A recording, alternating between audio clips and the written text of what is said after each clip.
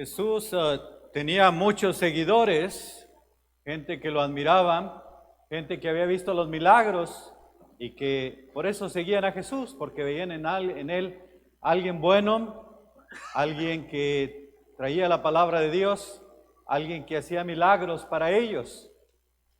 Pero también había otros seguidores que siguieron más de cerca a Jesús. Y hoy escuchamos a tres de estos seguidores. El primero que escuchamos es a María Magdalena, una mujer pecadora de la cual el Señor había sacado 7 demonios. Ella había tenido un encuentro con el Señor que le cambió la vida completamente. Y su vida ya no fue la misma, ya no fue la vida de pecado, sino una vida entregada, siguiendo fielmente al Señor. Y ella es la que ama profundamente, como lo dice el Señor, cuando le unge los pies al Señor, que dice, esta mujer ha amado mucho porque se le ha perdonado mucho.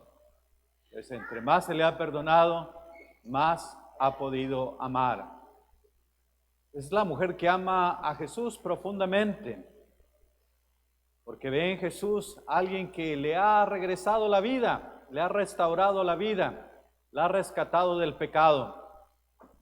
Y esta mujer, ante lo que pasa con Jesús, se queda con un dolor muy profundo, sobre todo cuando ve que le han matado a su Señor.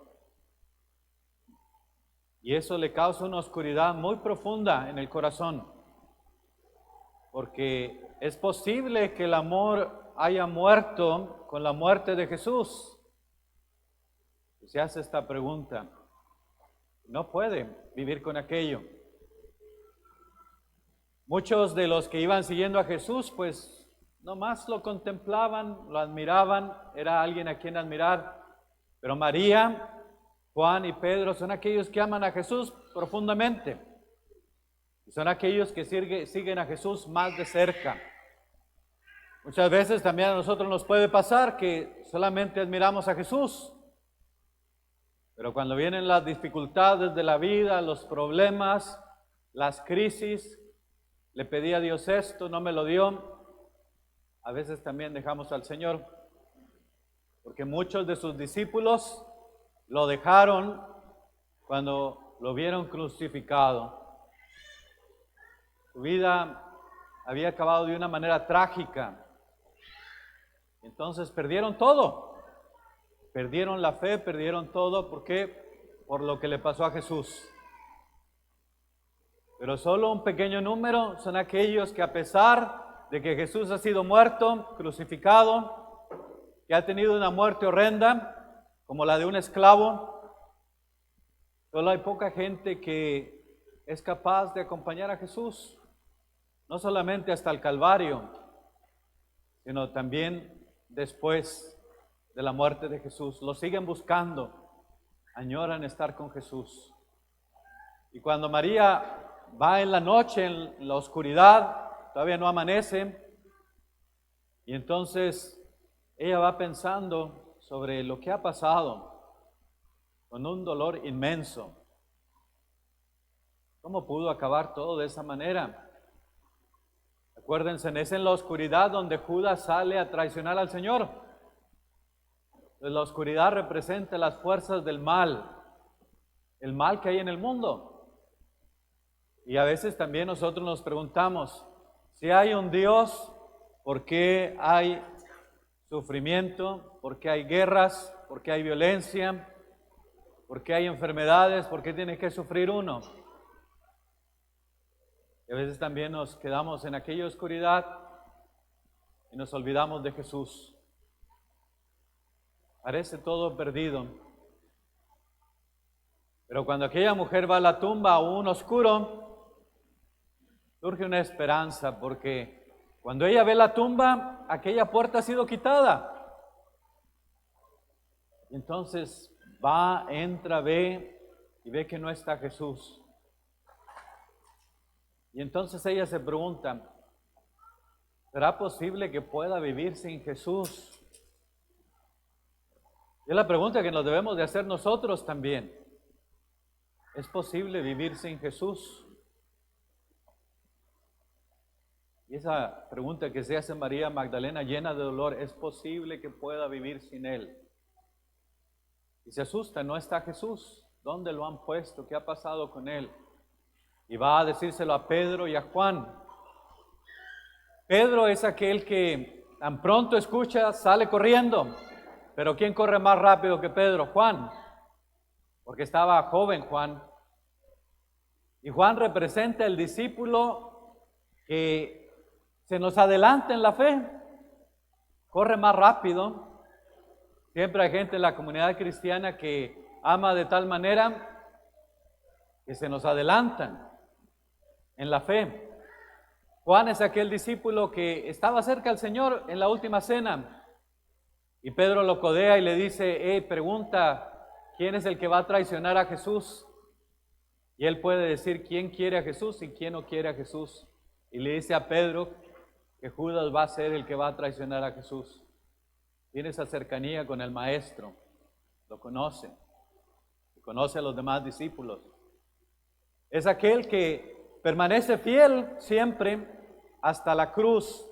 Es el único que camina hasta la cruz. Todos los demás corrieron, pero Juan es aquel que va caminando, siguiendo la pasión del Señor paso a paso, y es aquel que está a la cruz, al pie de la cruz.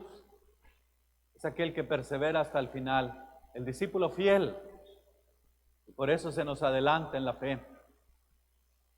Y cuando llega a la tumba, Juan no entra porque respeta la autoridad de Pedro. Se deja que Pedro entre primero, y Pedro entra y ve, y Juan luego entra, lo sigue. ¿Y qué es lo primero que ven? Las sábanas que estaban ahí puestas. Y entonces aquellas sábanas que antes tenían el cuerpo de Jesús están completamente planas. Ya no hay un cuerpo allí, pero están de la misma manera acomodadas. Así como habían dejado el cuerpo de Jesús, así estaban aquellas sábanas, pero planas sin el cuerpo. Y entonces Juan empieza a meditar y dice, ¿qué ha pasado aquí? Y luego ve que lo que habían puesto en la cabeza de Jesús estaba en otro lado, doblado. Y empieza a ver. Y como decía San Juan Crisóstomo, dice, si hubieran entrado algunos ladrones, no habían dejado todo así, tan acomodado, doblado, no hubiera permanecido aquello así.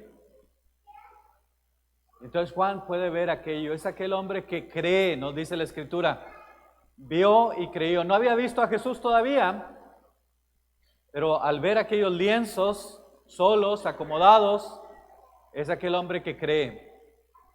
Y no le dice nada a Pedro porque la fe es muy íntima, es personal. Se queda callado, pero contempla aquel misterio y cree en Jesús sin haber visto. Pedro es aquel que también a veces nos identificamos más con él, porque es aquel cristiano torpe que batalla para llegar, quiere llegar hasta donde está Jesús, pero tiene sus dificultades. Es aquel que es un poco terco, que quiere las cosas a su manera, que a veces sigue sus propias ideas. Y a veces también nos identificamos con él, porque a veces no corremos muy rápido, vamos, ahí vamos más o menos, pero seguimos buscando a Jesús hasta que llegamos a encontrarlo. Pues también nos identificamos muchos con él. Es aquel que niega a Jesús 3 veces, pero después con llanto tiene que pedirle perdón 3 veces también. Nosotros también hemos negado muchas veces a Jesús. Y también a veces le tenemos que pedir perdón. Entonces nos identificamos con Pedro también.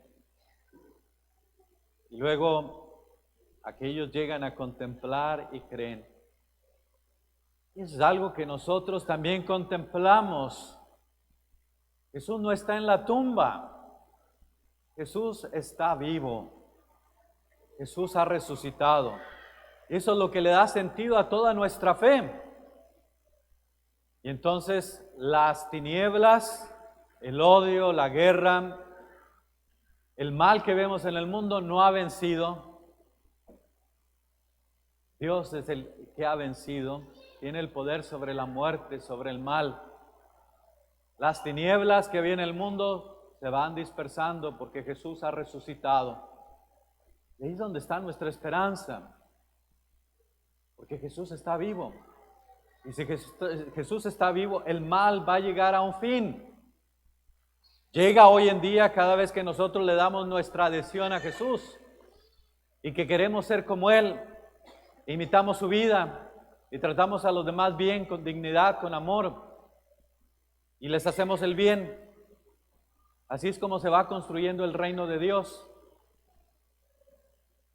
Pero también vendrá un día en que Él tendrá la última palabra. Es decir, la batalla ya ha sido vencida. Dios tiene el poder sobre la muerte. Y en cierto momento se va a manifestar claramente la victoria de Cristo. Y en Él ponemos nuestra esperanza. Y María amaba tanto a Jesús que tenemos mucho que aprender. Ella amaba más a Jesús que Juan y que Pedro. Entonces es aquella mujer que una vez que contempla a Jesús resucitado, porque espera en la tumba, y una vez que llega a ver a Jesús resucitado, va y comparte con los demás. He visto al Señor, he visto al Señor. Y esa es la alegría que ella comparte. Nosotros también vamos siguiendo a Jesús y debemos de preguntarnos nosotros, ¿cuál es mi actitud ante Jesús?